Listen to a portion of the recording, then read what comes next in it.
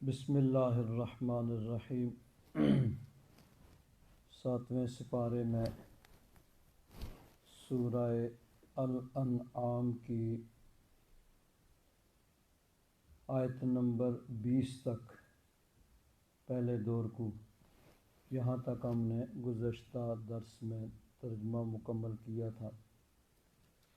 یہاں سے آگے آیت نمبر 21 سورہ الانعام کا یہ تیسرا رکوع شروع ہوتا ہے اور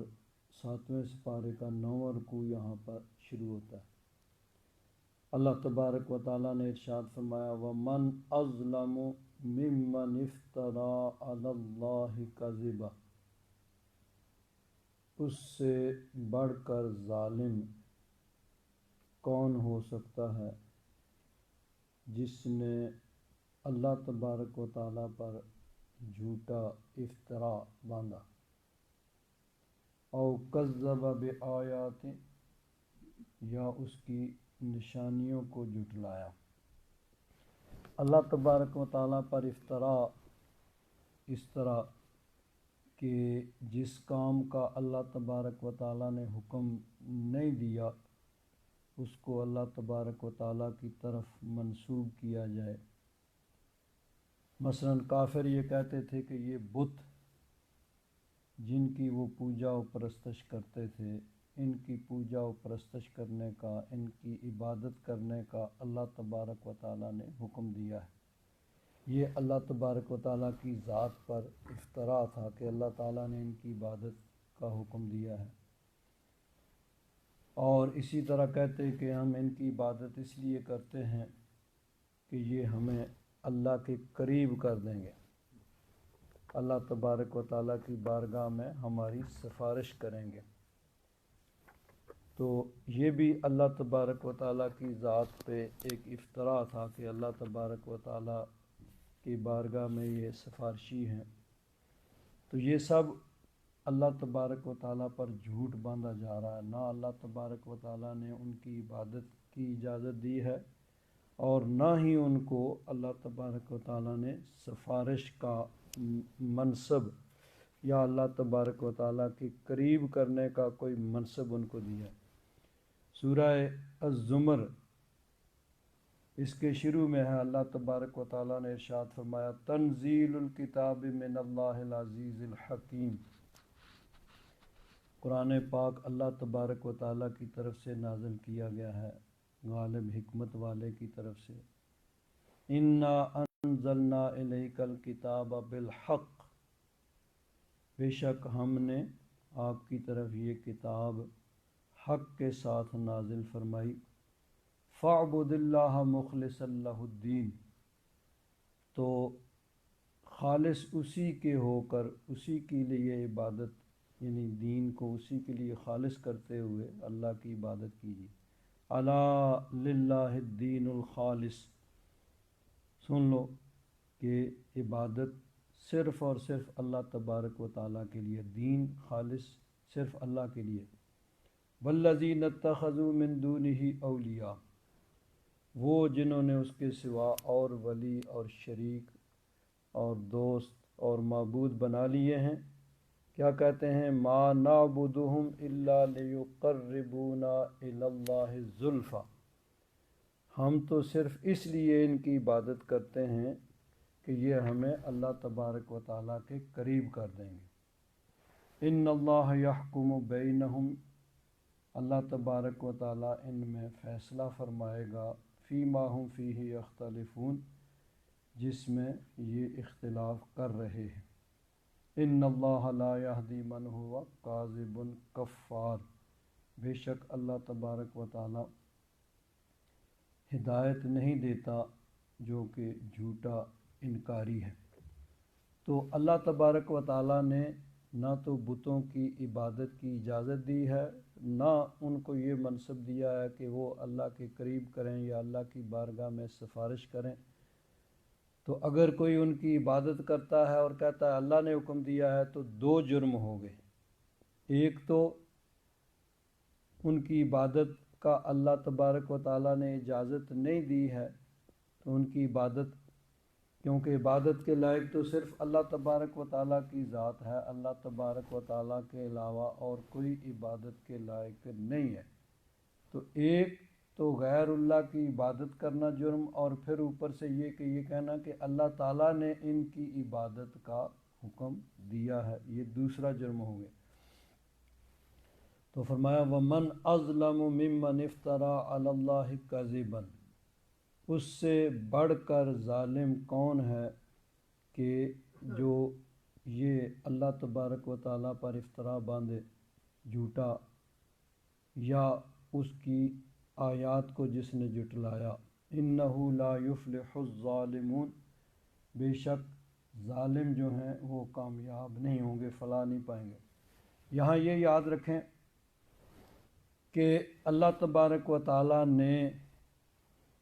عبادت کے لائق تو صرف اللہ تبارک و تعالیٰ کی ذات ہے، اللہ تبارک و تعالیٰ کے علاوہ کوئی اور عبادت کے لائق نہیں ہے۔ بتوں کی عبادت کرنا جرم ہے، کفر ہے، اور پھر آگے سے یہ کہنا کہ اللہ تعالیٰ نے ان کی عبادت کا حکم دیا ہے، یہ دوسرا جرم ہوگا۔ اللہ تبارک و تعالیٰ نے بتوں کو سفارش کرنے کا منصب نہیں دیا ہے۔ یہ سمجھنا کہ یہ اللہ تعالیٰ کی بارگاہ میں ہماری سفارش کریں گے،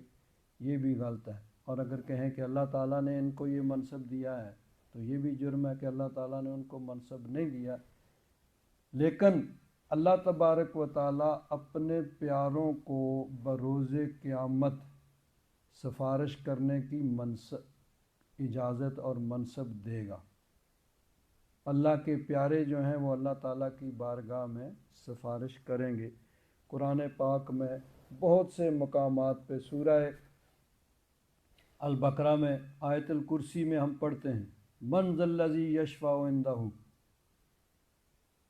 کس کو یہ جرت ہے، کس کو یہ ہمت ہے کہ اس کی بارگاہ میں شفاعت کرے، سفارش کرے، الا باذنہ، ہاں اس کی اجازت سے، جس کو اللہ تبارک و تعالیٰ اجازت دے گا، اللہ تبارک و تعالیٰ کا اذن ہوگا، پھر وہ سفارش کرے گا۔ تو اللہ تبارک و تعالیٰ کے اذن کے بغیر اور اللہ تبارک و تعالیٰ کی اجازت کے بغیر کوئی سفارش نہیں کر سکتا، اور اللہ تبارک و تعالیٰ نے ان بتوں کو سفارش کا منصب نہیں دیا ہے، اور یہ اللہ تبارک و تعالیٰ کی بارگاہ میں شفاعت نہیں کر سکیں گے۔ تو جن کو اللہ تعالیٰ کی طرف سے اجازت ہوگی وہ شفاعت کریں گے۔ نبی کریم صلی اللہ علیہ وسلم شفاعت کبریٰ فرمائیں گے، حضور شفاعت کا دروازہ کھولیں گے، بروز قیامت اللہ تعالیٰ کی بارگاہ میں سجدہ ریز ہوں گے، اور جب اللہ تبارک و تعالیٰ کو منظور ہوگا تو اللہ تعالیٰ پھر فرمائے گا ارفع راسا کا، محبوب اپنا سر اٹھائیے، سجدے سے سر اٹھائیے، اور وشفا تو شفا، آپ شفاعت کرتے جائیے، آپ کی شفاعت کو قبول کیا جائے گا۔ تو اس وقت اللہ تبارک و تعالیٰ کی طرف سے اجازت ہوگی تو پھر نبی کریم صلی اللہ علیہ وسلم شفاعت کریں گے۔ تو بتوں کو اللہ تبارک و تعالیٰ نے یہ منصب نہیں دیا تو وہ شفاعت نہیں کر سکتے، اور اپنے پیاروں کو اللہ تبارک و تعالیٰ یہ منصب عطا فرمائے گا۔ اور پھر جب شفاعت کا دروازہ کھل جائے گا تو پھر اور بھی شفاعت کے بہت سے اسباب ہوں گے۔ قرآن پاک شفاعت کرے گا، حدیث پاک میں آتا ہے کہ رمضان شریف اور قرآن پاک یہ دونوں اللہ تعالیٰ کی بارگاہ میں سفارش کریں گے۔ رمضان کہے گا کہ یا رب ذوالجلال، اس نے تیری رضا کے لیے دن بھر کھانا پینا، اپنی پسندیدہ چیزوں کو، خواہشات کو ترک کر دیا۔ اور قرآن پاک کہے گا کہ یا رب ذوالجلال، یہ دن بھر کا تھکا ہوا ہوتا تھا، پھر بھی رات کو یہ قرآن پاک پڑھتا اور سنتا تھا۔ تو ان دونوں کی شفاعت اللہ تعالیٰ کی بارگاہ میں قبول ہوگی، اللہ تعالیٰ ان کو منصب دے گا۔ اسی طرح کسی کے بچے اگر چھوٹے فوت ہو گئے تو وہ بھی بروز قیامت اپنے والدین کی شفاعت کریں گے۔ تو ان سب کو اللہ تبارک و تعالیٰ منصب دے گا، اور بتوں کو اللہ تعالیٰ نے منصب نہیں دیا۔ اصل بات یہی ہے۔ اور اگر اللہ تبارک و تعالیٰ چاہے تو کسی پتھر کو بھی یہ منصب دے دے، اللہ تعالیٰ چاہے تو منصب دے دے، وہاں تو کوئی رکاوٹ نہیں ہے نا، اور دے گا۔ حجر اسود وہ شفاعت کرے گا بروز قیامت، اور جن جنہوں نے خلوص کے ساتھ اس کا استعلام کیا ہے۔ استعلام کیا ہوتا ہے کہ جب آدمی طواف کرتا ہے، حج و عمرے کے لیے جاتا ہے، تو طواف شروع ہوتا ہے استعلام سے، اور ہر چکر پہ پھر استعلام کیا جاتا ہے، اور اختتام بھی استعلام پہ ہوتا ہے۔ 7 چکر لگتے ہیں، 8 دفعہ استعلام ہوتا ہے۔ اور استعلام کیا ہے کہ آدمی یوں حجر اسود کو، یعنی اس کی طرف دونوں طرف ہاتھ رکھ کے اس کو چومے۔ اگر یہ ممکن نہ ہو تو ہاتھ لگا کے ہاتھ چوم لے، اس کا متبادل یہ ہے، یہ بھی استعلام ہی ہے۔ یہ نہیں ہو سکتا کوئی چھڑی وغیرہ اس کو لگا کے اس کو چوم لے، یہ بھی استعلام ہے۔ اور یہ بھی نہیں ہو سکتا جیسا کہ آج کل ہے تو ٹھیک ہے، دور سے جہاں سے بھی ہو سکے اس کی طرف یوں ہاتھ کھڑے کر کے بسم اللہ اللہ اکبر کہہ کے ہاتھوں کو چوم لے، یہ بھی استعلام ہے۔ یہ ساری صورتیں استعلام کی ہیں، جیسے بھی ممکن ہو۔ اور جو بھی استعلام کرے گا خلوص کے ساتھ، بروز قیامت حجر اسود جو ہے اس کی تو اب کیا ہے حجر؟ حجر کا معنی ہوتا ہے پتھر، اسود کا معنی کالا، وہ کالا پتھر ہے۔ لیکن اب ہزاروں لوگ، اتنا مجمع ہے، کوئی برآمدوں میں، کوئی چھت پہ، کہاں سے استعلام کر رہے ہیں، سب کو وہ پہچانے گا اور سب کے حق میں شفاعت بھی کرے گا۔ یہ اللہ تبارک و تعالیٰ کی قدرت ہے کہ اللہ تبارک و تعالیٰ جس کو چاہے گا شفاعت کا منصب دے گا۔ بتوں کو چونکہ اللہ تعالیٰ نے یہ منصب نہیں دیا ہے، تو جو ان کے بارے میں یہ کہے کہ یہ اللہ کی بارگاہ میں شفاعت کریں گے، تو یہ اللہ تبارک و تعالیٰ پر افترا ہوگا، جھوٹ ہوگا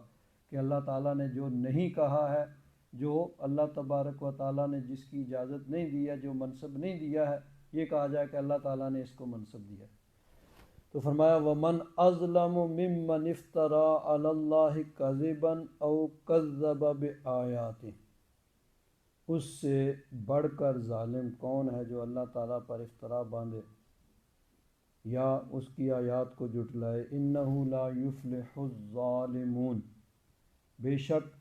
ظالم جو ہیں وہ فلاح نہیں پائیں گے، وہ کامیاب نہیں ہوں گے۔ وَيَوْمَ نَحْشُرُهُمْ جَمِيعًا، جس دن ہم سب لوگوں کو جمع کریں گے۔ قرآن پاک میں مختلف مقامات پہ کہیں متکلم کا صیغہ ہے، کہیں غائب کا صیغہ ہے، یہاں متکلم ہے، جمع متکلم، جس دن ہم ان سب کو جمع کریں گے۔ کہیں یحشر ہے، وَيَوْمَ يَحْشُرُهُمْ، جس دن اللہ تبارک و تعالیٰ ان سب کو جمع کرے گا، وہ غائب کا صیغہ۔ تو یہ متکلم اور غائب یعنی موقع کی مناسبت سے معنی ایک ہی ہے کہ جس دن اللہ تبارک و تعالیٰ انہیں جمع کرے گا یا ہم جمع کریں گے سب کو۔ ثم نقول، پھر ہم کہیں گے، للذین اشرکوا، ان سے جو شرک کرتے تھے، جو اللہ تبارک و تعالیٰ کے علاوہ کسی اور کی عبادت کرتے تھے، کسی اور کو بھی عبادت کے لائق سمجھتے تھے، کیونکہ عرب کے اندر بتوں کی پوجا عام کی جاتی تھی، اور ہر قبیلے کا اپنا بت ہوتا تھا، ہر گھر کے اندر بتوں کی بھرمار ہوتی تھی۔ بتوں میں مختلف انہوں نے تقسیم کر رکھا تھا، یہ بارش برسانے والا ہے، یہ یعنی جنگ میں فتح دلانے والا ہے، وغیرہ وغیرہ مختلف۔ اور بیت اللہ شریف میں انہوں نے 360، 1 2 10 20 نہیں، 360 بت سجا کے رکھے ہوئے تھے، اور بڑی دھوم سے دھڑلے سے ان کی پوجا و پرستش ہوتی تھی۔ تو اللہ تبارک و تعالیٰ نے قرآن پاک میں جا بجا اس چیز کی مذمت بیان فرمائی کہ یہ بت عبادت کے لائق نہیں ہے۔ اور مکہ شریف میں جو صورتیں، جو آیات نازل ہوئیں، ان میں زیادہ زور انہی چیزوں پہ ہے، بت پرستی کی مذمت اور قیامت پر ایمان لانے کی ترغیب ہے۔ یہ دوبارہ زندہ ہو کے اللہ تعالیٰ کی بارگاہ میں پیش ہونا اور جنت دوزخ کا فیصلہ ہونا، کیونکہ جو لوگ سامنے مخاطب تھے جن کو تبلیغ کرنا مقصود تھا وہ مشرک تھے،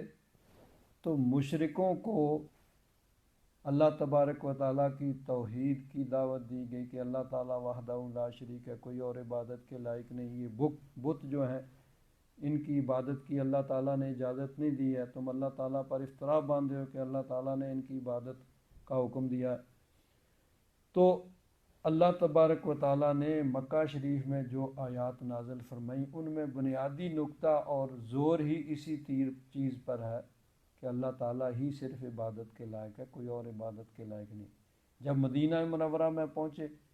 تو وہاں ایک اسلامی ریاست قائم ہو گئی تھی، تو پھر دیگر احکام، نماز کے مسائل، روزے کے مسائل، حج کے مسائل، زکوٰۃ کے مسائل، اسی طرح سود کی حرمت اور شراب کی حرمت اور دیگر احکام جو ہیں جن کی ضرورت وہاں پہ تھی وہ احکام نازل ہوئے۔ تو یہ چونکہ مکی صورت ہے اور مکی آیات ہیں تو اس میں بنیادی طور پر وہی ہے کہ مشرکوں کو شرک کی برائی جو ہے وہ بیان کی جائے کہ یہ کتنی بری چیز ہے جو تم کرتے ہو کہ اللہ تعالیٰ کے ساتھ کسی اور کو عبادت کے لائق سمجھتے ہو۔ تو فرمایا کہ یوم نحشرہم جمیعا، جس دن ہم ان سب کو جمع کریں گے، ثم نقول للذین اشرکوا، یعنی ہم سے مراد پھر سارے لوگ ہوں گے، ساری اولاد آدم، حضرت آدم علیہ السلام کی قیامت تک آنے والی ساری اولاد وہاں پہ موجود ہوگی، سب جمع ہوں گے۔ پھر مشرکوں سے ہم کہیں گے این شرکاؤکم، کہاں ہیں تمہارے وہ شریک، الذین کنتم تزعمون،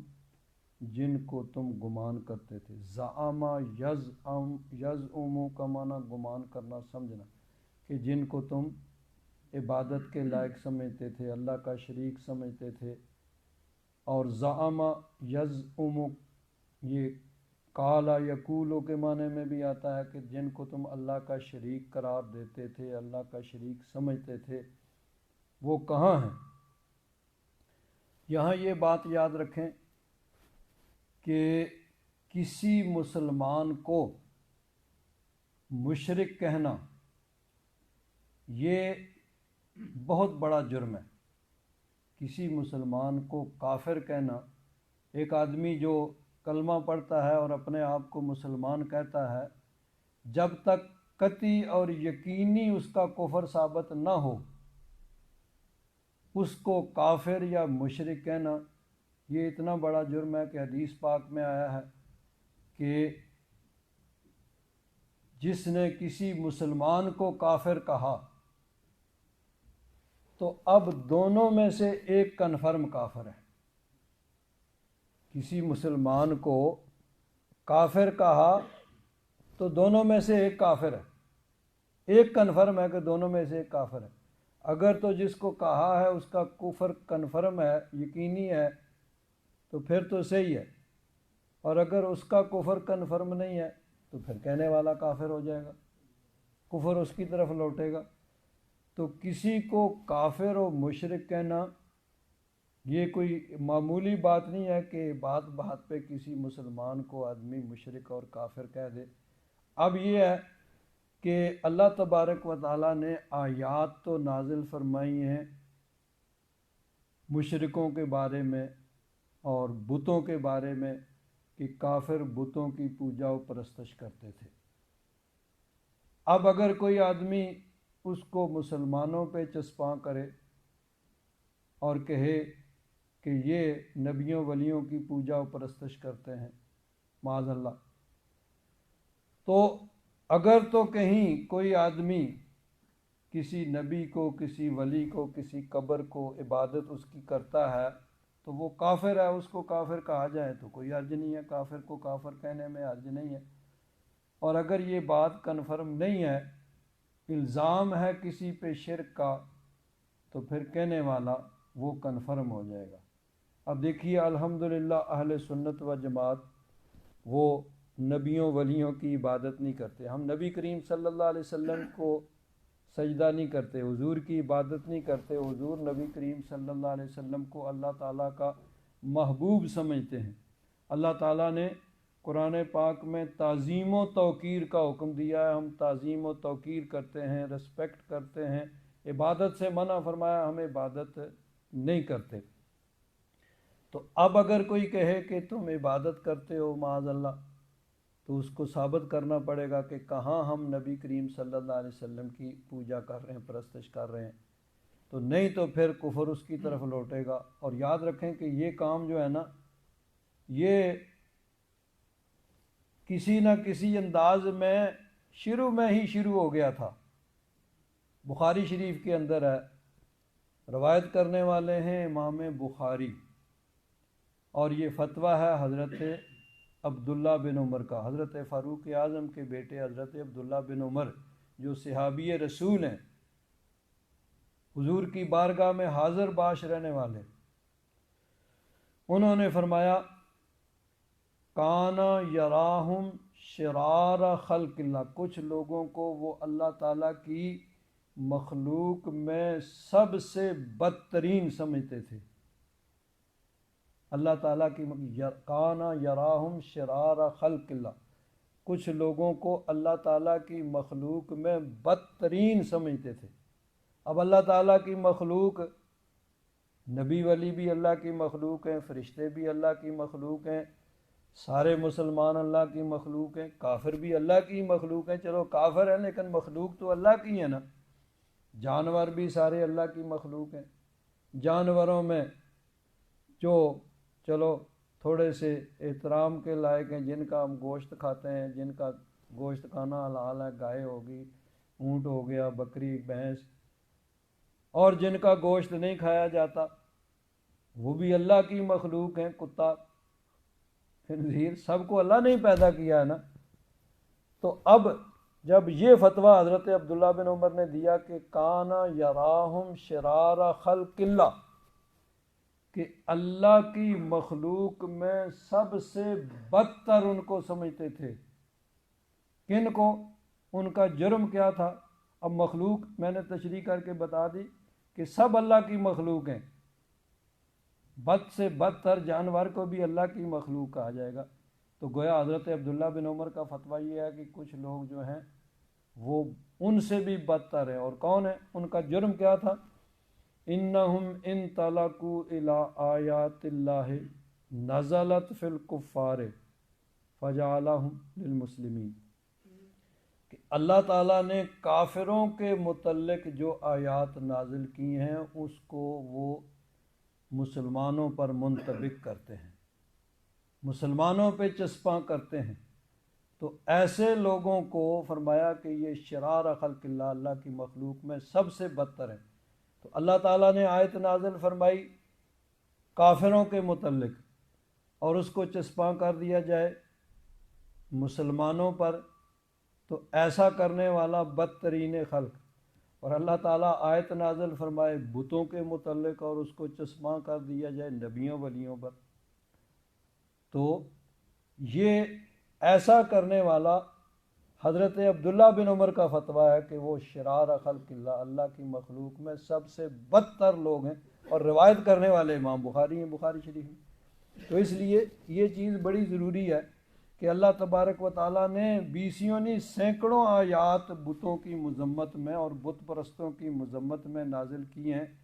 آج ظلم یہ ہو رہا ہے کہ ان آیات کو پڑھ کے ان کو مسلمانوں پر اور نبیوں ولیوں پر چسپاں کیا جاتا ہے، لیکن اس کا انجام بھی جو ہے پھر سوچنا ضروری ہے کہ اگر کسی مسلمان کو بغیر تحقیق کے اور بغیر یقینی اس کے کفر کے جب کافر کہا جائے گا تو پھر دونوں میں ایک کنفرم کافر ہوگا۔ اگر جس کو کافر کہا وہ واقعی کافر ہے، اس کے عقیدے میں کوئی ایسی چیز ہے جو اس کو کفر تک پہنچا دے تو ٹھیک ہے، ورنہ اگر صرف الزام ہے تو پھر کہنے والا تو کنفرم ہوگا۔ حضور نے فرمایا کہ دونوں میں سے ایک کنفرم کافر ہوگا۔ تو بہرحال یہ چیز جو ہے بڑی معمولی نہ اس کو سمجھا جائے۔ فرمایا وَيَوْمَ نَحْشُرُهُمْ جَمِيعًا، جس دن ہم سب لوگوں کو جمع کریں گے، ثم نقول للذین اشرکوا، پھر مشرکوں سے کہیں گے، این شرکاؤکم، کہاں ہیں وہ تمہارے شریک، الذین کنتم تزعمون، جن کو تم اللہ کا شریک سمجھتے تھے، اللہ کا شریک قرار دیتے تھے، ثم لم تکن فتنتہم، پھر ان کا کوئی عذر نہیں ہوگا۔ فتنہ کا معنی ہوتا ہے آزمائش، تو یہاں عذر کے معنی میں، پھر ان کے پاس کوئی عذر اس کا نہیں ہوگا، الا ان قالوا واللہ ما کننا مشرکین، پھر یہ کہیں گے کہ اللہ کی قسم ہم تو شرک کرتے ہی نہیں تھے۔ ساری عمر جن کو اللہ کا شریک قرار دیتے رہے، جن کے آگے جھکتے رہے، ماتھا ٹیکتے رہے، جن کی پوجا و پرستش کرتے رہے، عبادت کرتے رہے، اور جن کو بیت اللہ شریف میں جہاں اللہ تبارک و تعالیٰ کی توحید کا اعلان ہونا چاہیے وہاں شرک کرتے تھے، جہاں جن کی پوجا و پرستش کرتے تھے، اب وہاں پہ ان کے شرک سے مطلقاً انکار کر دیں گے کہ اللہ کی قسم ہم تو مشرک تھے ہی نہیں، ہم شرک کرتے ہی نہیں تھے۔ ایک حدیث پاک میں آتا ہے، امام ابن کثیر رحمۃ اللہ تعالی علیہ اس کی تفسیر کے اندر فرماتے ہیں، یذکر تعالی حال الکفار، اللہ تبارک و تعالی یہاں کفار کی حالت کو بیان فرما رہا ہے، اذا وقفوا یوم القیامت علی النار وشاہدوا ما فیہا من السلاسل والاغلال، کہ جب ان کو جہنم کے اوپر کھڑا کیا جائے گا،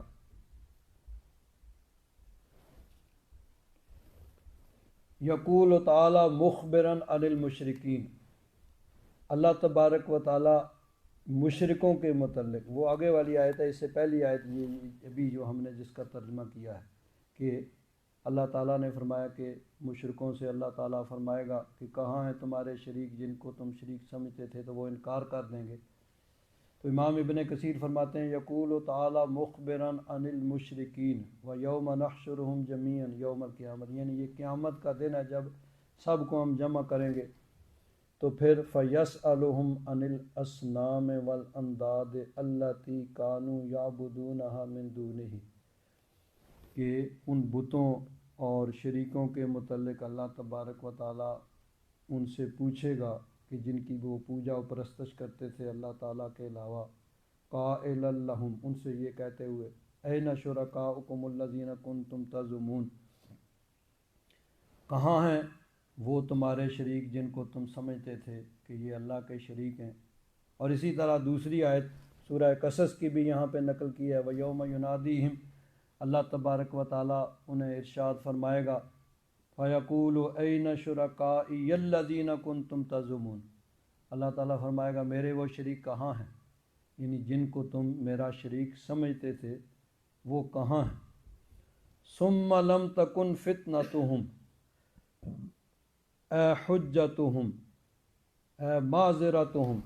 یعنی ان کی کوئی دلیل اور کوئی معذرت اس وقت نہیں ہوگی، عن ابن عباس اے قیلہم، یعنی ان کے پاس کوئی اور دلیل کوئی بات نہیں ہوگی سوائے اس کے، الا ان قالوا واللہ ما کننا مشرکین، اللہ کی قسم ہم مشرک نہیں تھے، یعنی اس وقت ان کے پاس اور کوئی جواب اس کا نہیں ہوگا، بس یہی کہیں گے کہ اللہ کی قسم ہم شرک کرتے ہی نہ تھے۔ یہ یاد رکھیں کہ قیامت میں مختلف احوال ہوں گے، 50,000 برس کا وہ دن ہوگا نا، اور اس میں مختلف حالتیں ہوں گی۔ کسی حالت میں تو وہ اپنے شرک کا اقرار کریں گے اور کوئی اور وجہ پیش کریں گے، لیکن کسی حالت میں وہ شرک کا انکار کریں گے، کہیں مانیں گے اور ایک دوسرے پہ ڈالیں گے کہ تمہاری وجہ سے گمراہ ہوئے، تم نے گمراہ کیا، گمراہ کنندہ جو ہوں گے، گمراہ کرنے والے جو ہوں گے، جو ان کے لیڈر ہوں گے، بڑے ہوں گے جنہوں نے گمراہ کیا تھا، ان کو کہیں گے تم نے ہمیں گمراہ کیا، تمہاری وجہ سے ہم آج پکڑے گئے۔ وہ کہیں گے ہم تمہارا کیا کر سکتے تھے، تم تو خود ہی گمراہ ہوئے۔ تو مختلف حالتیں ہوں گی جہاں پہ کبھی وہ شرک کا انکار کریں گے اور کبھی اس کو مانیں گے اور ایک دوسرے پہ ڈالیں گے۔ تو یہاں اس حالت کا ذکر ہے جہاں وہ اپنے شرک کا انکار کریں گے۔ حضرت عبداللہ بن عباس رضی اللہ تعالیٰ عنہما، حضرت سعید بن جبیر روایت کرتے ہیں کہ عن ابن عباس قال اتاہ رجل، حضرت عبداللہ بن عباس کے پاس ایک آدمی آیا، فقال یا ابن عباس سمعت اللہ یقول واللہ ربنا ما کننا مشرکین، کہ اس نے حضرت عبداللہ بن عباس سے آ کے سوال کیا کہ میں نے اللہ تعالیٰ کا یہ ارشاد سنا ہے کہ وہ مشرک قیامت کے دن کہیں گے کہ اللہ کی قسم، واللہ ربنا، یہاں صرف اللہ نہیں، اللہ جو ہمارا رب ہے اس کی قسم۔ قیامت کے دن تو مانیں گے لیکن اس کے ماننے کا پھر فائدہ نہیں ہوگا نا۔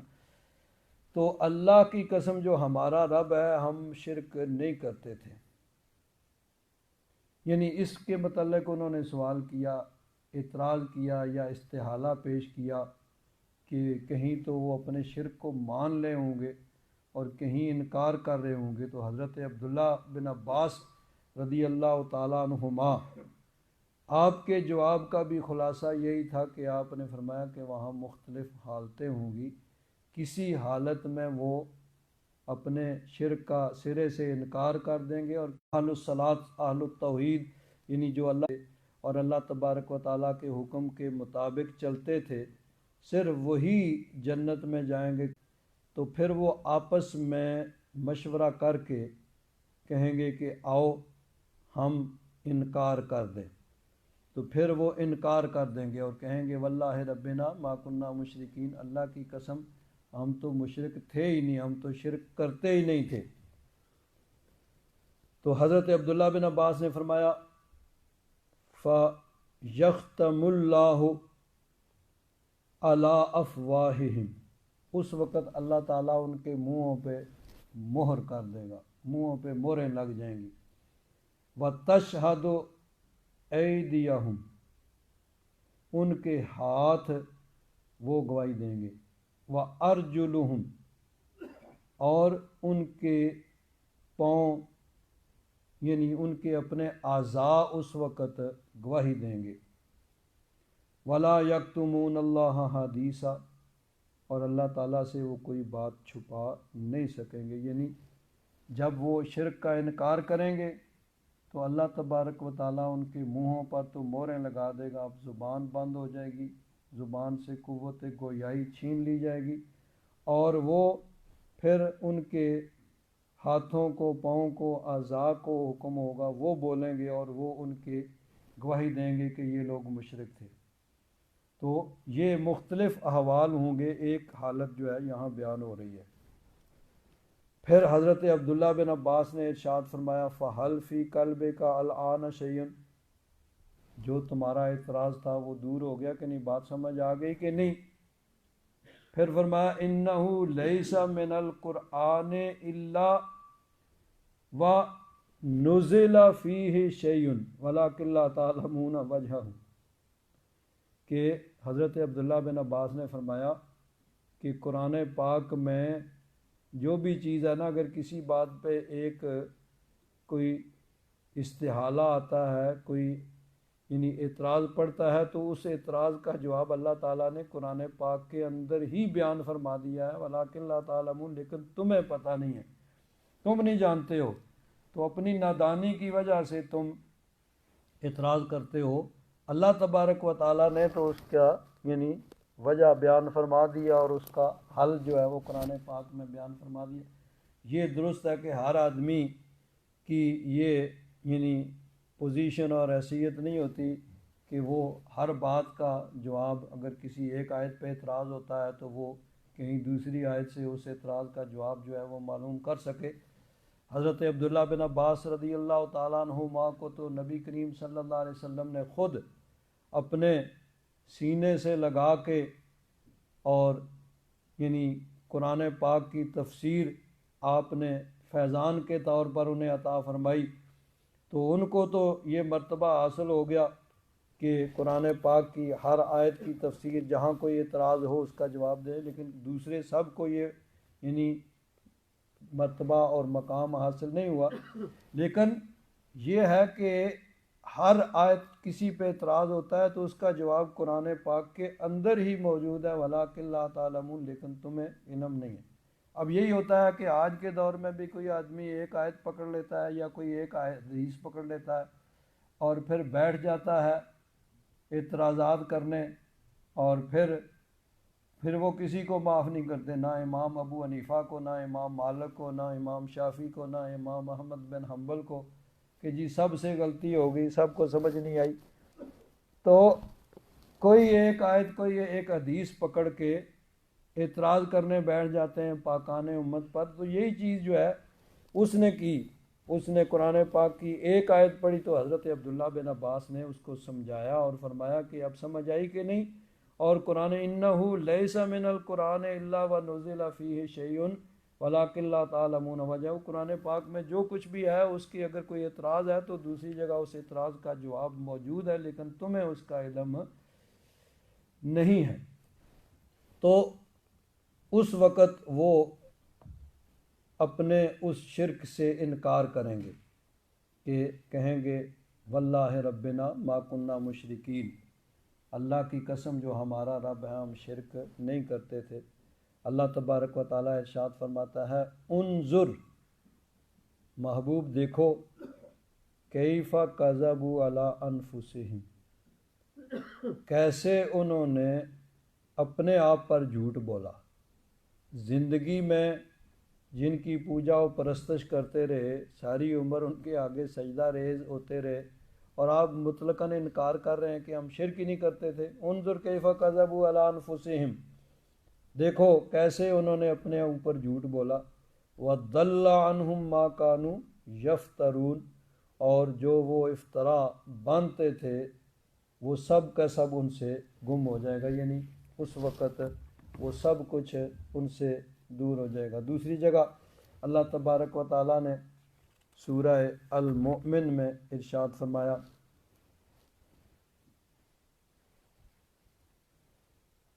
ثم قیل لهم این ما کنتم تشرکون من دون اللہ، پھر ان سے کہا جائے گا کہ کہاں ہیں وہ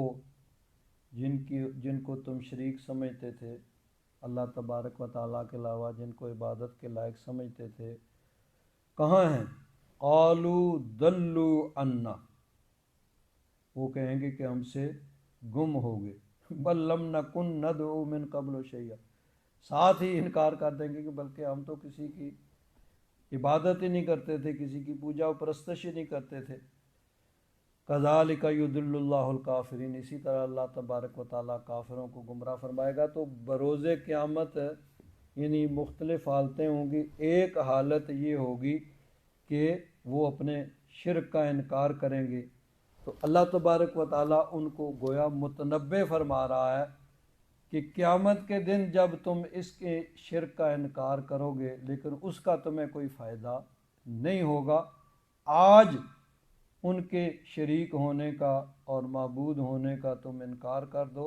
اور اللہ تبارک و تعالیٰ کو وحدہ لا شریک مان لو، یہ چیز تمہیں فائدہ مند ہوگی۔ آج اللہ تعالیٰ کو وحدہ لا شریک مان لو اور یہ اقرار کر لو کہ یہ اللہ کے شریک نہیں ہے، یہ عبادت کے لائق نہیں ہے، یہ فائدہ مند ہے۔ قیامت کے دن اس کا انکار کرنا اس کا فائدہ نہیں ہوگا۔ آگے فرمایا وَمِنْهُمْ مَن يَسْتَمِعُ إِلَيْكَ، ان میں سے کچھ ہیں جو کان لگاتے ہیں آپ کی طرف۔ نبی کریم صلی اللہ علیہ وسلم جب پڑھتے تو کئی کافر جو تھے وہ چھپ چھپ کر بھی سنتے تھے، لیکن انہوں نے اپنی جو ایک فطری طور پر اللہ تبارک و تعالیٰ نے ہر انسان کے اندر صلاحیت رکھی ہے ہدایت کو قبول کرنے کی، وہ انہوں نے اپنے مسلسل انکار کی وجہ سے اس کو انہوں نے ضائع کر لیا تھا۔ اس لیے اب ان کا وہ سننا، چونکہ سنتے ہی وہ پہلے سے ایک انہوں نے تہیہ کیا ہوا تھا، ایک نظریہ قائم کیا ہوا تھا کہ ہم نے تو ماننا نہیں ہے چاہے کچھ بھی ہو، یعنی دلائل کے ذریعے سے، ایسے دلائل مسکت جن کا کوئی جواب ان کے پاس نہیں تھا،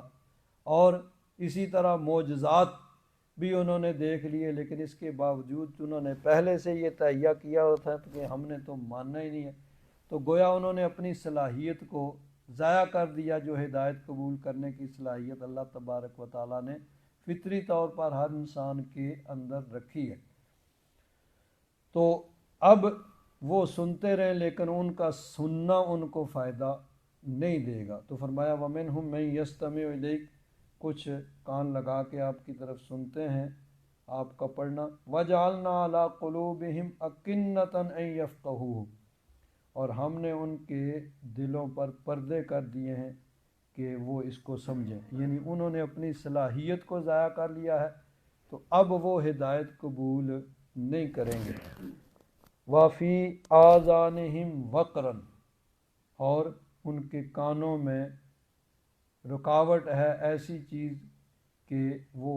اس بات کو سن کر بھی ہدایت کو قبول نہیں کر سکتے، جیسے کسی کے کان میں کوئی روئی وغیرہ ہو جو چیز اس کو سننے سے روک رہی ہو، تو یہ سماع قبول یعنی سن کے قبول کرنا، یہ صلاحیت ان سے ختم کر دی گئی۔ وَإِن يَرَوْا كُلَّ آيَةٍ لَا يُؤْمِنُوا بِهَا، اگر وہ ساری نشانیاں بھی دیکھ لیں، بے شمار معجزات انہوں نے نبی کریم صلی اللہ علیہ وسلم سے دیکھے، پتھروں کو کلمہ پڑھتا انہوں نے دیکھا، اسی طرح درختوں کو، جانوروں کو سجدہ کرتے ہوئے دیکھا، چاند کو دو ٹکڑے ہوتے دیکھا، سورج کو پلٹتے ہوئے دیکھا، رکتے ہوئے دیکھا، لیکن پھر بھی ایمان نہ لائے، کیونکہ انہوں نے اپنی جو فطری طور پر ہدایت قبول کرنے کی جو اللہ تعالیٰ نے صلاحیت رکھی ہے اس کو مسلسل انکار کی وجہ سے ضائع کر لیا تھا۔ تو فرمایا وَإِن يَرَوْا كُلَّ آيَةٍ لَا يُؤْمِنُوا بِهَا، اگر ساری نشانیاں بھی دیکھ لیں، سارے معجزات دیکھ لیں، پھر بھی وہ ایمان نہیں لائیں گے کہ انہوں نے پہلے سے ہی تہیہ کیا ہو کہ ہم نے ایمان قبول نہیں کرنا۔ حَتَّى إِذَا جَاءُوكَ يُجَادِلُونَكَ، محبوب جب وہ آپ کے پاس آتے ہیں تو آپ سے جھگڑا کرتے ہیں، يَقُولُ الَّذِينَ كَفَرُوا إِنْ هَذَا إِلَّا أَسَاطِيرُ الْأَوَّلِينَ، کافر کہتے ہیں کہ یہ نہیں ہے مگر پہلے لوگوں کی کہانیاں۔ اب ایک کافر تھا نضر بن حارث، وہ تجارت کے لیے دوسرے ملکوں میں جایا کرتا تھا، تو وہ ایران میں گیا اور وہاں سے وہ رستم و اسفند کے قصے جو ہیں وہ کتابیں لے آیا جن میں ان کے قصے لکھے ہوئے تھے، اور وہ بیت اللہ شریف میں بیٹھ جاتا اور لوگوں کو جمع کر لیتا اور کہتا دیکھو محمد صلی اللہ علیہ وسلم بھی تمہیں قصے کہانیاں سناتے ہیں، میں بھی تمہیں قصے کہانیاں سناؤں گا۔ تو گویا اس نے کہا کہ جی یہ بھی قصے کہانیاں ہیں پرانے لوگوں کے، جس طرح میں، اب یہ اساطیر ایسی بات کو کہتے ہیں بے مقصد، یعنی جس کا کوئی سر پیر نہ ہو، بے تکی باتیں، تو گویا وہ کہتا کہ یہ کوئی با مقصد نہیں ہے، اس کے اندر کوئی ایسی بات نہیں ہے۔ تو کافر کہتے ہیں ان ھذا الا اساطیر الاولین، کہ یہ پہلے لوگوں کے قصے کہانیاں ہیں اور کچھ بھی نہیں ہے۔ اساطیر کے مختلف معنی جو ہیں وہ مفسرین نے بیان کیے ہیں، جن کا یعنی لب لباب یہ ہے کہ بے حقیقت باتیں، بیہودہ باتوں کو بھی اساطیر کہا جاتا ہے، یعنی خرافات، باطل قسم کی باتیں۔ تو ان کا مقصد یہ تھا کہ کوئی با مقصد نہیں، بس پرانے لوگوں کے قصے کہانیاں ہیں، جس طرح وہ کتابیں لے کے آیا اور لوگوں کو سنانے لگا، تو کہنے لگا کہ یہ بس پرانے لوگوں کے قصے اور کہانیاں ہیں اور کچھ نہیں ہے۔ تو اللہ تبارک و تعالیٰ ان کی مذمت فرماتا ہے کہ فرمایا وَإِن يَرَوْا كُلَّ آيَةٍ لَا يُؤْمِنُوا بِهَا، اگر یہ ساری نشانیاں بھی دیکھ لیں تو پھر بھی آپ پر ایمان نہیں لائیں گے۔ حتیٰ اذا جاؤک، یہاں تک کہ جب وہ آپ کے پاس آتے ہیں، یجادلونک، آپ سے جھگڑا کرتے ہیں، یقول الذین کفروا ان ھذا الا اساطیر الاولین، کافر کہتے ہیں کہ یہ پرانے لوگوں کی قصے اور کہانیاں ہیں۔ وَهُمْ يَنْهَوْنَ عَنْهُ وَيَنْأَوْنَ عَنْهُ، وہ لوگوں کو بھی اس سے روکتے ہیں اور خود بھی اس سے دور بھاگتے ہیں۔ نہا ینہا کا معنی روکنا، منع کرنا، اور نآ حمزہ کے ساتھ نآ ینآ کا معنی دور ہونا، پیچھے ہٹ جانا۔ تو ایک معنی تو یہ ہے کہ وہ خود بھی اس سے دور بھاگتے ہیں اور دوسروں کو بھی روکتے ہیں کہ کوئی قریب نہ آئے، یعنی انہوں نے پہرے دار مقرر کر رکھے تھے مکہ شریف کے مختلف راستوں پہ کہ جو بھی باہر سے آتا اس کو پہلے سے وہ متنبع کرتے، خبردار کرتے، بھائی دیکھو مکہ شریف میں ایک شخص ہے جس نے نیا دین نکالا ہے اور گھر گھر میں اس کی وجہ سے لڑائی پڑ رہی ہے، جو بھی اس کے پاس بیٹھتا ہے اسی کا ہو جاتا ہے، جو اس کی بات سنتا ہے اسی کا ہو جاتا ہے، تم نے اس کی بات نہیں سننی ہے، اس کے قریب نہیں جانا ہے۔ تو خود بھی دور بھاگتے تھے اور لوگوں کو بھی منع کرتے تھے، اور مختلف طریقوں سے کبھی قرآن پاک کو وہ پرانے زمانے کی قصے کہانیاں کہتے، کبھی جادو کہتے، کبھی کچھ کہتے، تو مختلف طریقوں سے یعنی وہ لوگوں کو روکتے تھے، خود بھی دور رہتے تھے اور دوسروں کو بھی دور رکھتے تھے۔ اور ایک معنی یہ بیان کیا گیا ہے کہ کچھ لوگ خود تو نبی کریم صلی اللہ علیہ وسلم کا دفاع کرتے تھے لیکن ایمان نہیں قبول کرتے تھے۔ وَهُمْ يَنْهَوْنَ عَنْهُ، وہ ضمیر کا مرجع پہ نبی کریم صلی اللہ علیہ وسلم ہوگا کہ ان سے منع کرتے ہیں، یعنی لوگوں کو دفاع کرتے ہیں۔ وَيَنْأَوْنَ عَنْهُ، خود اس سے دور بھاگتے ہیں۔ وَإِن يُهْلِكُونَ إِلَّا أَنفُسَهُمْ، وہ اپنے آپ کو ہی ہلاک کرتے ہیں۔ وَمَا يَشْعُرُونَ، اور وہ سمجھتے نہیں۔ وَلَوْ تَرَىٰ إِذْ وُقِفُوا عَلَى النَّارِ، کاش کہ تم دیکھو جب وہ جہنم کے اوپر کھڑے کیے جائیں گے، یعنی دوزخ کے قریب لا کے ان کو کھڑا کیا جائے گا۔ فَقَالُوا، اس وقت وہ کہیں گے، یا لیتنا نرد، کاش ہمیں لوٹایا جاتا، وَلَا نُكَذِّبَ بِآيَاتِ رَبِّنَا، تو ہم اللہ تبارک و تعالیٰ کی آیات کو نہ جھٹلاتے، وَنَكُونَ مِنَ الْمُؤْمِنِينَ، اور ہم مومن ہو جاتے۔ یعنی اس وقت وہ یہ خواہش کریں گے اور یہ کہیں گے، یہ دعا کریں گے اللہ تعالیٰ کی بارگاہ میں، یہ عرض کریں گے کہ ہمیں ایک موقع اور دے دے، ایک دفعہ دنیا میں بھیج دے، تو پھر ہم بالکل جو ہے سیدھے رہیں گے اور کوئی غلط بات، کوئی غلط کام نہیں کریں گے، تو اپنے رب کی آیات کو نہیں جھٹلائیں گے، سچے پکے مومن ہوں گے۔ تو وہاں جب جہنم کے اوپر کھڑا کیا جائے گا، فقالوا یا لیتنا نرد، کاش کہ ہمیں لوٹایا جائے، ولا نکذب بآیات ربنا، ہم اپنے رب کی آیات کو نہیں جھٹلائیں گے، ونکون من المؤمنین، اور مومنوں میں ہوں گے۔ اللہ تبارک و تعالیٰ ارشاد فرماتا ہے، بل بدا لہم ما کانوا یخفون من قبل، بلکہ اب وہ چیز ان پر ظاہر ہو گئی ہے، سامنے آ گئی ہے جس کو وہ دنیا میں پہلے وہ چھپاتے تھے۔ وَلَوْ رُدُّوا لَعَادُوا لِمَا نُهُوا عَنْهُ، اگر ان کو لوٹایا جائے تو انہوں نے پھر بھی وہی کرنا ہے، یعنی اب تو کہہ رہے ہیں کہ لوٹایا جائے تو ہم مومن ہوں گے، جھٹلائیں گے نہیں۔ فرمایا کہ اگر ان کو لوٹایا جائے تو پھر وہی کام کریں گے جن سے اس کو منع کیا گیا، وَإِنَّهُمْ لَكَاذِبُونَ، اور بے شک وہ جھوٹے ہیں۔ امام قاضی ثناء اللہ پانی پتی رحمۃ اللہ تعالیٰ نے طبرانی شریف کے حوالے سے ایک حدیث پاک یہاں نقل کرتے ہیں۔ حضرت ابو ہریرہ رضی اللہ تعالیٰ عنہ بیان فرماتے ہیں کہ میں نے نبی کریم صلی اللہ علیہ وسلم سے سنا، نبی کریم صلی اللہ علیہ وسلم فرما رہے تھے کہ 3 عذر قیامت کے دن اللہ تبارک و تعالیٰ آدم علیہ السلام کے سامنے بیان فرمائے گا، یعنی کافروں کو دوزخ میں بھیجنے کے لیے 3 باتیں اللہ تبارک و تعالیٰ ارشاد فرمائے گا۔ پہلی بات کیا ہوگی؟ اللہ تبارک و تعالیٰ ارشاد فرمائے گا حضرت آدم علیہ السلام کو کہ اے آدم، میں کافروں کو رحمت سے دور کر چکا ہوں اور اس کا وعدہ کر چکا ہوں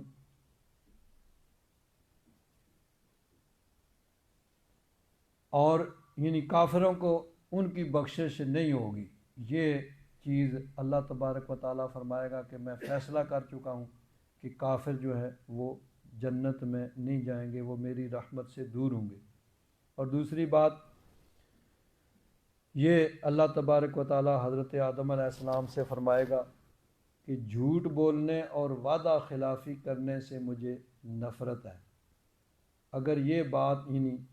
پہلی بات یہ کہ کافروں کو رحمت سے دور کر چکا ہوں، دوسرا جھوٹ بولنے سے مجھے نفرت ہے، اور وعدہ خلافی سے، یہ 3 چیزیں مجھ ان سے یعنی جھوٹ بولنے اور وعدہ خلافی سے نفرت ہے۔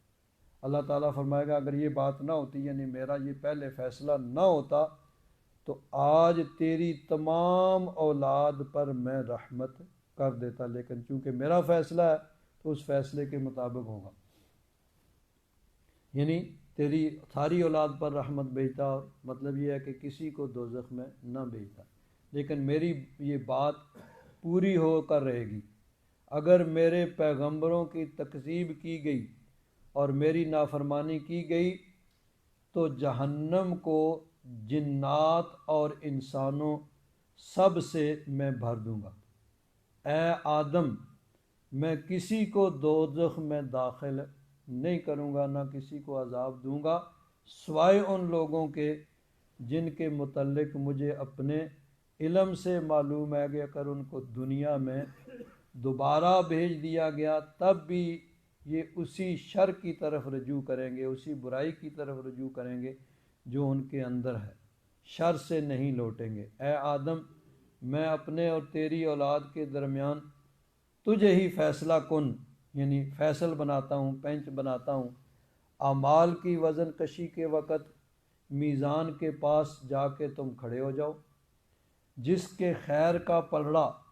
شر کے پلڑے سے ذرہ برابر بھی جھکتا ہوا ہوگا تو ذرہ برابر بھی جھکتا ہوگا اس کے لیے جنت ہے، یعنی جس کی نیکیاں زیادہ ہوں گی، گناہ کم ہوں گے تو اس کے لیے جنت ہے۔ آگے مطلب یہ ہے کہ میں یہ باتیں تجھے اس لیے کہی ہیں تاکہ تجھے معلوم ہو جائے کہ میں صرف ظالم کو دوزخ میں داخل کروں گا۔ تو اللہ تبارک و تعالیٰ بروز قیامت حضرت آدم علیہ السلام سے فرمائے گا کہ تم وہاں کھڑے ہو جاؤ، میزان پہ اپنی اولاد کا حساب دیکھ لو، جس کی نیکیاں زیادہ ہیں، ذرہ برابر بھی نیکیاں ہیں، اس کے لیے جنت ہے، اور جہنم جو ہے وہ صرف ظالموں کے لیے ہے۔ اور ظلم کیا ہوتا ہے؟ وضع الشیء فی غیر محلہ، کہ جس کام کو جس طرح ہونا چاہیے اس کے علاوہ کسی اور طریقے سے کرنا۔ اللہ تبارک و تعالیٰ نے ایمان لانے کا حکم دیا، کفر کرنا، اللہ تبارک و تعالیٰ نے نیکی کا حکم دیا، برائی کرنا، اس کی نافرمانی کرنا۔ تو اللہ تبارک و تعالیٰ ارشاد فرماتا ہے کہ اس وقت وہ خواہش کریں گے کہ کاش ہم دنیا میں واپس بھیج دیے جاتے تو پھر ہم شرک نہ کرتے، بڑے سیدھے مومن ہوتے، لیکن اللہ تعالیٰ فرماتا ہے کہ نہیں، اگر ان کو بھیجا جائے تو پھر بھی انہوں نے وہی کام کرنا ہے۔ اور دنیا میں کیا حالت تھی؟ وَقَالُوا إِنْ هِيَ إِلَّا حَيَاتُنَا الدُّنْيَا، دنیا میں کہتے تھے تو یہ تو صرف دنیا کی زندگی ہے، وَمَا نَحْنُ بِمَبْعُوثِينَ، ہم نے دوبارہ زندہ نہیں کیا جانا ہے۔ قیامت کا انکار کرتے تھے کہ بس دنیا کی یہی زندگی ہے، اسی میں جو کچھ کرنا ہے کر لو، جس طرح دنیا کی زندگی کو بہتر بنانے سنوارنے کے لیے اس میں کیا حلال اور کیا حرام اور کیا جائز اور کیا ناجائز، یہ حد بندی اس کو چھوڑو، بس جیسے بھی ہو سکے دنیا کو تم مزین کر لو، اس کو پر آسائش بنا لو، کیونکہ اس کے بعد کچھ اور نہیں ہے، دنیا سے چلے گئے تو بس ختم۔ وقالو، اس وقت کہا کرتے تھے، ان ہی الا حیاتنا الدنیا، نہیں ہے یہ مگر صرف دنیا کی زندگی، وما نحن بمبعوثین، ہمیں دوبارہ لوٹایا نہیں جائے گا، دوبارہ زندہ نہیں کیا جائے گا۔ آگے اللہ تبارک و تعالیٰ نے ارشاد فرمایا وَلَوْ تَرَىٰ إِذْ وُقِفُوا عَلَىٰ رَبِّهِمْ، کاش کہ تم اس وقت کو دیکھو جب وہ رب ذوالجلال کی بارگاہ میں کھڑے کیے جائیں گے۔ پچھلی آیت میں تھا وَلَوْ تَرَىٰ إِذْ وُقِفُوا عَلَى النَّارِ، کہ جب جہنم کے اوپر ان کو کھڑا کیا جائے گا تو اس وقت وہ خواہش کریں گے کہ انہیں دنیا میں لوٹایا جائے۔ اب اس میں ہے کہ جب رب ذوالجلال کی بارگاہ میں پیش کیا جائے گا، حاضری ہوگی، قال، اللہ تبارک و تعالیٰ ارشاد فرمائے گا اس وقت، یعنی براہ راست یا فرشتوں کے ذریعے سے۔ اب یہ بھی یاد رکھیں کہ قرآن پاک کی کچھ آیات میں یہ ہے کہ اللہ تبارک و تعالیٰ ان سے کلام نہیں فرمائے گا، تو کلام سے مطلب محبت کا اور لطف و کرم کا کلام نہیں ہوگا، جھڑکنے کے لیے یا ان کو یعنی دلیل ان کی ختم کرنے کے لیے، ان کو رسوا کرنے کے لیے وہ کلام ہوگا، لطف کا محبت کا کلام ان کے ساتھ نہیں ہوگا۔ تو یہاں جو ہے جب ان کو رب ذوالجلال کی بارگاہ میں پیش کیا جائے گا، قال، اللہ تبارک و تعالیٰ کی طرف سے ارشاد ہوگا الیس ھذا بالحق، کیا یہ حق نہیں ہے؟ اب اس میں ھذا کی چیز اندر ساری چیزیں آ جاتی ہیں۔ دنیا میں تم یعنی مجھے وحدہ لا شریک نہیں مانتے تھے، میرے ساتھ اور کو بھی عبادت کے لائق سمجھتے تھے۔ کچھ ایسے ہوں گے جو دنیا میں یہ کہتے ہیں کہ اللہ کوئی نہیں ہے، کوئی نہیں ہے، بس خود بخود ہی دنیا بن گئی ہے اور خود بخود ہی چل رہی ہے، دہریہ قسم کے لوگ۔ اسی طرح مشرک جو اللہ تعالیٰ کو کسی نہ کسی انداز میں مانتے ہیں لیکن کسی اور کی عبادت کو، بتوں کی عبادت یا کسی اور کو بھی عبادت کے لائق سمجھتے ہیں، سب لوگ ہوں گے۔ اور اس میں وہ بھی ہوں گے جو نبی کریم صلی اللہ علیہ وسلم کی نبوت اور رسالت کا انکار کرنے والے ہیں، قرآن پاک کے کلام الہی کا انکار کرنے والے، تو سب ہوں گے۔ تو اللہ تعالیٰ فرمائے گا کیا یہ حق نہیں ہے؟ قالوا بلا و ربنا، کہیں گے کیوں نہیں، اللہ کی قسم، ہمارے رب کی قسم یہ حق ہے۔ اس وقت وہ تسلیم کریں گے، لیکن اس وقت کا وہ تسلیم کرنا فائدہ مند نہیں ہوگا۔ اب ارشاد ہوگا فذوقوا العذاب بما کنتم تکفرون، اب عذاب چکھو پھر اپنے کفر کے بدلے میں، جو تم کفر دنیا میں کرتے تھے اس کا بدلہ اب تمہارے لیے پھر جہنم ہے۔ تو اس وقت کا وہ ماننا ان کو فائدہ مند نہیں ہوگا۔ دنیا میں اللہ تبارک و تعالیٰ نے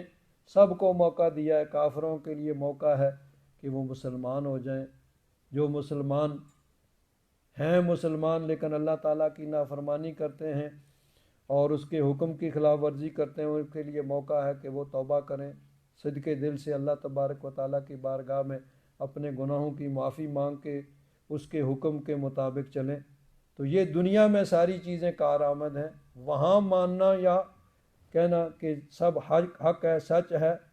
نہ پھر وہاں سے لوٹنے کی خواہش پوری ہوگی کہ ہم واپس جائیں گے تو نیک ہو جائیں گے، اور نہ یہ کہ وہاں کا ماننا کہ یہ سارا کچھ درست ہے، اس کا کوئی فائدہ نہیں ہوگا۔ اس وقت حکم ہوگا فذوقوا العذاب بما کنتم تکفرون، اپنے کفر کے بدلے میں پھر اب اس وجہ سے جو تم کفر کرتے تھے اب عذاب چکھو۔ تو دنیا میں انسان کے لیے یہ موقع ہے کہ وہ اپنے آپ کو درست کر لے اور اس دن کے لیے آج دنیا میں تیاری کر لے۔ الحمدللہ رب العالمین والصلاة والسلام علی حبیبہ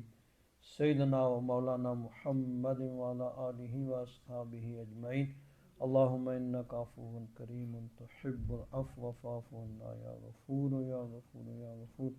صلی اللہ تعالی علی حبیبہ سیدنا و مولانا محمد وعلی آلہ واصحابہ اجمعین۔